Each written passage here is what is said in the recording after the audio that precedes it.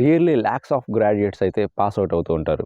Okay. మరి ఈ ఫ్రెషర్స్‌కి అయితే కొంత డైలమా ఉంటుంది. సార్ ఎలాంటి కోర్సెస్ నేర్చుకుంటే నాకు త్వరగా జాబ్ వస్తుంది? ఈజీగా ఐటీ జాబ్ తెచ్చుకోవాలంటే ఏం కోర్సెస్ నేర్చుకుంటే నాకు సాఫ్ట్‌వేర్ జాబ్ వస్తుంది? అది క్యాంపస్ ఎంట్రీస్ అయినా సరే, ఆఫ్ క్యాంపస్ ఎంట్రీస్ అని ఆర్ బయట ఔట్ సైడ్ అయినా సరే.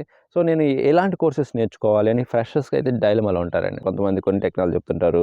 అండ్ కొంతమంది కొన్ని ఐటీ కోర్సెస్ చెప్తుంటారు. మీ రిలేటివ్స్ గానీ, ఆర్ మీ కొలీగ్స్ గానీ, ఆర్ ఎవరైతే మీ నెట్వర్క్‌లో ఉంటారు. సాఫ్ట్‌వేర్ ఇండస్ట్రీలో అయితే ఐటీ మార్కెట్‌లో చాలా జాబ్స్ ఉన్నాయి. చాలా కోర్సెస్ ఉన్నాయి. మరి ఏది నేర్చుకుంటే నాకు సాఫ్ట్‌వేర్ జాబ్ వస్తుంది అనేది చాలామంది కన్‌ఫ్యూజ్‌లో ఉంటారు ఫ్రెషర్స్‌కి అయితే. ఓకే. మరి బిగినర్స్‌కి అయితే ఈ వీడియో అయితే పర్ఫెక్ట్ సూట్ అవుతుందండి. సో, ఎలాంటి కోర్సెస్ నేర్చుకుంటే as a fresher or as a beginner can get software job easily in IT industry అనేది మనం ఈరోజు మెయిన్ కాన్సెప్ట్. ఓకే. ఇక సో, మనం మెయిన్ టాపిక్ డిస్కస్ చేసే ముందు మీరు మన యూట్యూబ్ ఛానల్ ఫస్ట్ టైం గాని వాచ్ చేస్తుంటే మర్చిపోకుండా సబ్స్క్రైబ్ చేసుకోండి. మీకు ఇలాంటి most useful videos and great content వీడియోస్‌ని నేను రెగ్యులర్‌గా అప్లోడ్ చేస్తుంటాను. అదేవిధంగా మన కంటెంట్ గాని నచ్చితే లైక్ కూడా చేయండి. ఓకే. ఇంకా మనం టైం వేస్ట్ చేసుకోకుండా మన మెయిన్ టాపిక్ అయితే స్టార్ట్ చేద్దాము. మరి ఎలాంటి కోర్సెస్ నేర్చుకోవాలి నేను యాస్ ఏ ఫ్రెషర్. ఓకే. నేను computer science graduate or non computer science graduate. మరి నేను ఎలాంటి కోర్సెస్ నేర్చుకుంటే నాకు మంచి ఫ్యూచర్ ఉంటుంది అనేది చాలామందికి డౌట్ ఉంటుంది. ఓకే. సో, చాలామందికి అది కష్టంగా ఉంటుంది. సో, అందువల్ల మీరు ఈ ఫ్రంట్ ఎండ్ డెవలపర్ కోర్సెస్ అంటే చాలా ఈజీగా ఉంటాయి అండ్ ఎక్సైటింగ్‌గా కూడా ఉంటుందండి. ఎందుకంటే మీరు హెచ్‌టీఎంఎల్ ఆర్ సీఎస్ఎస్ నేర్చుకుంటున్నప్పుడు మీకు అదొక గేమ్ లాగా అనిపిస్తుంది. అండ్ సమ్ ఈజీగా ఉంటుంది. మీరు సమ్ ఇంప్రూవ్‌మెంట్ కనిపిస్తూ ఉంటుంది డే బై డే. సో, ఇలాగ మనకి day by day result and output వస్తూ ఉందంటే మనం నేర్చుకునే దాంట్లో మనకి ఇంట్రెస్ట్ ఉంటుంది. అదే మీరు ఫస్ట్‌లోనే ఏదైనా ఒక ప్రోగ్రామింగ్ లాంగ్వేజ్ ఇది నేర్చుకున్నారనుకోండి, ఏమవుతుంది? మీరు ఒక 2, 3 days or 1 week or 1 month try చేస్తారు. ప్రోగ్రామ్స్ అనేవి ఎగ్జిక్యూట్ కాకపోవడం వల్ల, అరే! ఇది నాకు అసలు కరెక్ట్ కాదేమో, నాకు రాదేమో అని చాలామంది ఇలా ఉంటారు. కొంతమంది అయితే నేర్చుకుంటుంటారు. కానీ చాలామంది అయితే ఇలా స్ట్రగుల్ అయ్యి దాన్ని ఆపేస్తుంటారు. ఆ కోర్స్ నేర్చుకోను కూడా నేర్చుకోరు. కంప్లీట్ చేయరు. అదే మీకు ఫ్రంట్ ఎండ్ రిలేటెడ్ టెక్నాలజీస్ ఏంటంటే కొంచెం ఈజీగా ఉంటాయండి. ఒకసారి మీరు ట్రై చేయండి. ఈ హెచ్‌టీఎంఎల్, సీఎస్ఎస్ అనేది మనం ఎంత కష్టపడనవసరం అవసరం లేదు. ఫ్రంట్ ఎండ్ డెవలపర్ అవ్వాలంటే HTML, CSS and Java script ఈ మూడిటి మీద మంచిగా మీరు నేర్చుకున్నారంటే మీకు ఫ్రంట్ ఎండ్ డెవలపర్ అవుతారు. ఓకే. మీకు ఈజీగా జాబ్ రావడానికి కూడా ఛాన్స్ ఉంటుంది. సో, ఇన్ కేస్ మీకు మీ ఇంటర్వ్యూస్‌లో అడిగారనుకోండి, మీ రెజ్యూమ్స్‌లో ఏదైతే మెన్షన్ చేస్తారో స్కిల్స్, ఇలాగ నాకు జావా స్క్రిప్ట్ మీద ఐడియా ఉంది, హెచ్‌టీఎంఎల్ అండ్ సీఎస్ఎస్ వాటి మీద క్వెషన్స్ అడుగుతారు.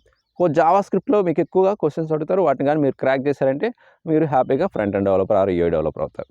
ఓకే. సో, అదొక ఈజీ టెక్నాలజీ అండి ఫ్రెషర్స్‌కి అయితే. ఈజీగా నేర్చుకోవడానికి ప్లస్ గెట్ ఇన్ అవ్వడానికి సాఫ్ట్‌వేర్ ఇండస్ట్రీలోకి. అండ్ సెకండ్‌ది ఏంటంటే python developer. So, python developer కూడా మీరు హ్యాపీగా నేర్చుకుంటే అది పైథాన్‌కైతే చాలా జాబ్ ఆపర్చునిటీస్ ఉన్నాయి అండ్ ఓపెనింగ్స్ ఉంటాయి. అదంతా మీకు తెలిసిందే. అది డిఫరెంట్ అప్లికేషన్స్ కోసం అండ్ డిఫరెంట్ వేస్‌లో ఓకే. జనరల్ పర్పస్ కోసం అయితే ఎక్కువగా యూజ్ చేస్తారు. మీరు ఎలాంటి టైప్ ఆఫ్ అప్లికేషన్స్ డెవలప్ చేయడానికి మనం పైథాన్ కోర్స్ నేర్చుకుంటే పైథాన్ టెక్నాలజీ మీద ఎలాంటి అప్లికేషన్స్ అనేది డెవలప్ చేయొచ్చండి.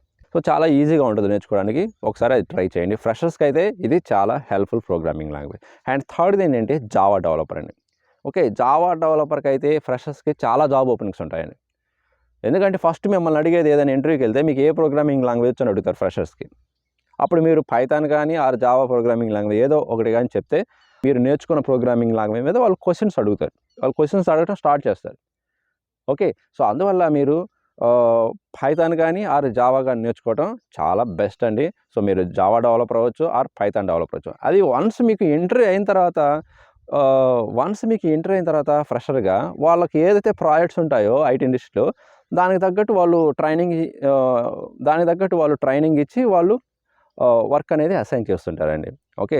సో, జనరల్‌గా చాలామంది ఏవేవో కోర్స్ నేర్చుకుంటుంటారు ఫ్రెషర్స్‌గా. డిఫరెంట్ కోర్సెస్ అయితే నేర్చుకుంటారు లేటెస్ట్ టెక్నాలజీస్ కూడా. కానీ ఫైనల్‌గా ఏంటంటే సాఫ్ట్‌వేర్ కంపెనీలోకి జాయిన్ అయిన తర్వాత వాళ్ళ దగ్గర ఏవైతే ప్రాజెక్ట్స్ ఉంటాయో దాన్ని బేస్ చేసుకొని వాళ్ళు ఆ వర్క్ అనేది అసైన్ చేస్తుంటారు. జనరల్‌గా జరిగేది ఇదే అండి ఎక్కువగా అయితే. ఓకే. కానీ ఇది నేర్చుకుంది ఎక్కడికి పోదండి. నేర్చుకుంది ఎక్కడ మీ నాలెడ్జ్ అయితే వేస్ట్ అవ్వదు. అది ఎప్పటికప్పుడు ఉపయోగపడుతుంది. ఓకే. సో, అందువల్ల నేను ఏదన్నా వేరేది నేర్చుకున్నాను, కానీ నాకు వేరే వర్క్ ఇచ్చారు అనేది మాత్రం వరీ అవ్వద్దండి. నేర్చుకుంది ఎక్కడికి వెళ్ళదు. జావా డెవలపర్ కోర్స్ కూడా చాలా హెల్ప్‌ఫుల్ అండి ఫ్రెషర్స్‌కి అయితే ఈజీగా జాబ్ రావడానికి. ఓకే. ఫస్ట్‌ది ఫ్రంట్ ఎండ్ డెవలపర్, సెకండ్‌ది python developer and Java developer. And ఫోర్త్‌ది ఇంకోటి ఉందండి మీకు ఫ్రెషర్‌గా జాబ్ రావడానికి అవకాశం ఉండే ఇంకొక కోర్స్ ఏంటంటే టెస్టింగ్ అని. అది మాన్యువల్ టెస్టింగ్ అవ్వచ్చు, ఆటోమేషన్ టెస్టింగ్ అవ్వచ్చు. సో ఈ టెస్టింగ్ అండ్ ఈ టెస్టింగ్ జాబ్స్ కూడా ఫ్రెషర్స్కి చాలా అవకాశాలు ఎక్కువ ఉంటాయండి. ఓకే, మీరు సపోజ్ మాన్యువల్ టెస్టింగ్ మీద కొంచెం నాలెడ్జ్ ఉన్నా కూడా సరిపోతుంది. అండ్ ఈ ప్రజెంట్ అయితే కొంచెం ఆటోమేషన్ టెస్టింగ్ నాలెడ్జ్ కూడా ఎక్స్పెక్ట్ చేస్తున్నారు కాబట్టి మీరు సెలీనియం అనే ఒక ఆటోమేషన్ టూల్ ఉంది. ఏదైనా ఒక ప్రోగ్రామింగ్ లాంగ్వేజ్ మీద ఐడియా ఉంటే సరిపోతుందండి. అది జావా కావచ్చు, ఆర్ పైథాన్ కావచ్చు, ఆర్ సి షార్ప్ కావచ్చు, ఆర్ జావా స్క్రిప్ట్ కావచ్చు. ఏదైనా ఒక ప్రోగ్రామింగ్ లాంగ్వేజ్ మీద మీకు నాలెడ్జ్ ఉంటే మీరు automation test engineer or software testing engineer అవ్వచ్చు.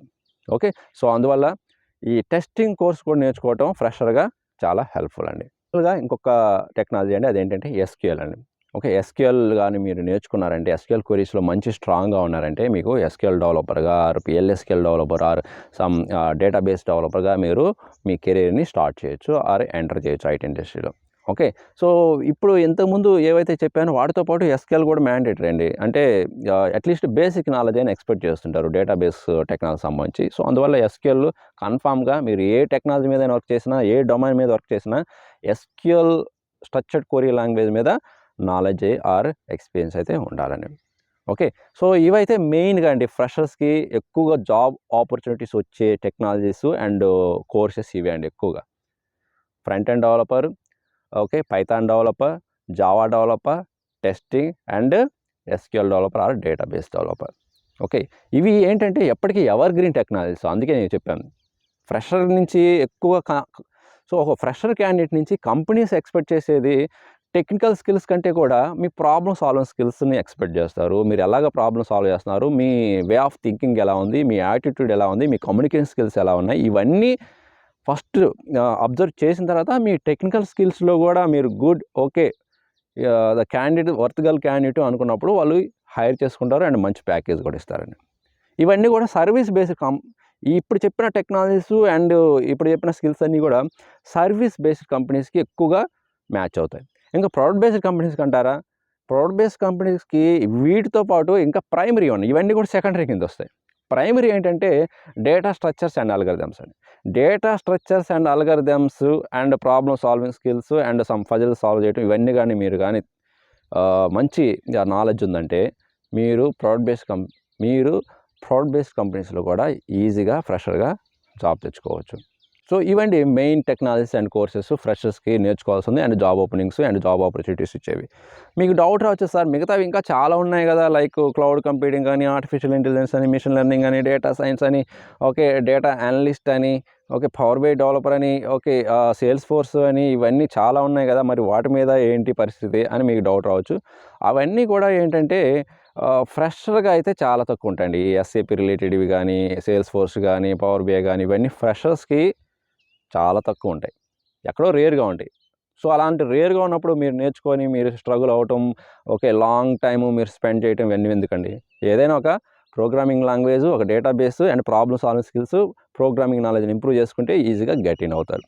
సో మీకు ఫ్రెషర్గా అయితే మీకైతే ఒక డౌట్ అయితే క్లియర్ అయింది అనుకుంటున్నాను, ఏ కోర్సెస్ నేర్చుకోవాలి అని. ఓకే, మీకు కానీ ఇంకా ఏదైనా డౌట్ ఉంటే మాత్రం నాకు కామెంట్ రూపంలో తెలియజేయండి, నేను రిప్లై ఇస్తాను. ఓకే, ఈ కంటెంట్ కానీ నచ్చితే మర్చిపోకుండా లైక్ చేయండి అండ్ మీ ఫ్రెండ్స్ అందరికి కూడా షేర్ చేయండి. ఎవరైతే ఫ్రెషర్గా జాబ్ ఓపెనింగ్స్ కోసం అండ్ ఏ కోర్స్ నేర్చుకోవాలని స్ట్రగుల్ అవుతున్న వాళ్ళకి ఈ వీడియో అయితే చాలా వరకు హెల్ప్ అవుతుందని అనుకుంటున్నాను. ఓకే, ఒక మంచి యూస్ఫుల్ అండ్ గ్రేట్ కంటెంట్తో మళ్ళీ కలుద్దాం. Thank you very much.